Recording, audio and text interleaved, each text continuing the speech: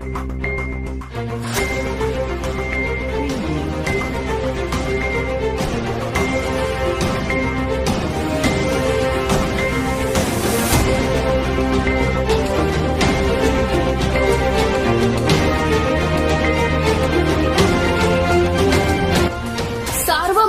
News Maharashtra. देशात बेरोजगारांची संख्या दिवसेंदिवस वाढत आहे। अहमदनगर जिल्हा सहकारी बँकेने काढलेल्या 700 पदांच्या नोकर भरती प्रकरणी नेमलेली परीक्षा घेणारी वर्कवेल कंपनी विश्वासास पात्र दिसत नाही। तरी बँकेने त्वरित शासकीय भरती तसेच बँकेच्या भरतीचा अनुभव असलेल्या नामांकित कंपनीला या भरतीबाबत निर्देशित करावे अशी मागणी आमदार तनपुरे यांनी केली आहे। अहमदनगर जिल्हा मध्यवर्ती सहकारी बँकेमध्ये सुमारे 700-750 पदांची नोकर भरती होऊ घातलेली आहे। या जिल्ह्यामधला तरुण या नोकरीच्या संधीकडे मोठ्या आशेनं बघत आहे। परंतु दुर्दैवानं ही भरती प्रक्रिया जी सरकारच्या पॅनलमध्ये 7 कंपन्या आहेत, त्या 7 मधली सगळ्यात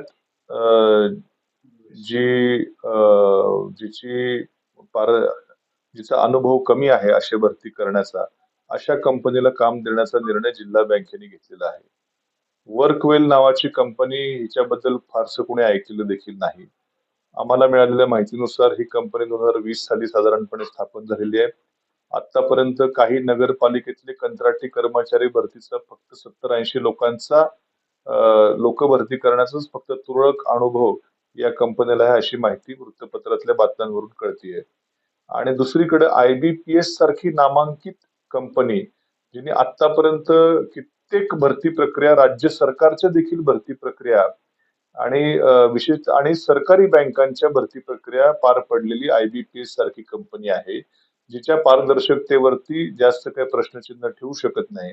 अशी नामांकित कंपनी बाजूला सारून नव्याने स्थापन झालेल्या आणि जिला कुठलाही अनुभव नाही, जिच्या आमच्या माहितीनुसार फक्त पुण्यात 3-4 भाड्याने खोल्या असं ऑफिस असलेली कंपनी आहे, आणि अशा अनुभव नसलेल्या कंपनीला ही राज्यातली एक स्वतःला नामवंत म्हणणारी जिल्हा बँक आहे, ही अशा सगळ्यात हलक्या कंपनीला काम का देतेय, हा मोठा प्रश्नचिन्ह त्या ठिकाणी उभा आहे।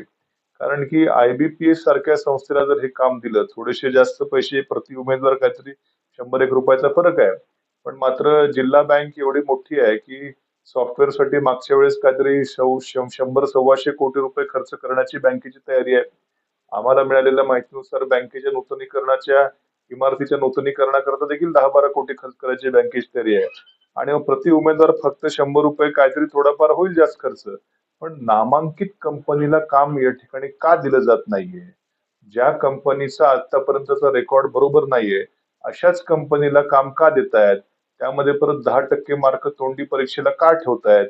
या सगळ्याचा अर्थ आमच्यासारखा माणूस असा घेऊ शकतो की याच्यामध्ये कुठेतरी काहीतरी काळबेरं करायचा डाव आहे, कुठेतरी आपल्या जवळच्या बगलबच्च्यांच्या मुलांनाच त्या ठिकाणी बँकेत कामावर घेण्याचा डाव आहे। ठीक आहे, पण मात्र जो सर्वसामान्य तरुण आहे, या जिल्ह्यातला जो कष्टकरी आहे, खूप मोठ्या कष्टाने ज्यांनी मेहनत घेऊन शिकलेला आहे, स्पर्धा परीक्षांचे अभ्यास कित्येक विद्यार्थी करतायत, तशा असे कित्येक हजारोनी तरुण आहेत, ते देखील या भरती प्रक्रियेकडे मोठ्या आशेने बघतायत।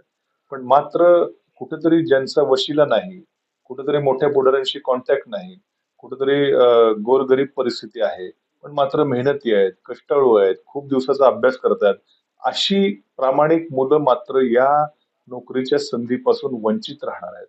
कुठल्या तरी हलक्या कंपनीला काम द्यायचं आणि वशिलेबाजी करून आपल्या जवळच्या लोकांना त्या ठिकाणी स्थान द्यायचं, हा जिल्हा बँकेचा जो चालू असलेला डाव आहे, हा आम्ही कदापि यशस्वी होऊ देणार नाही।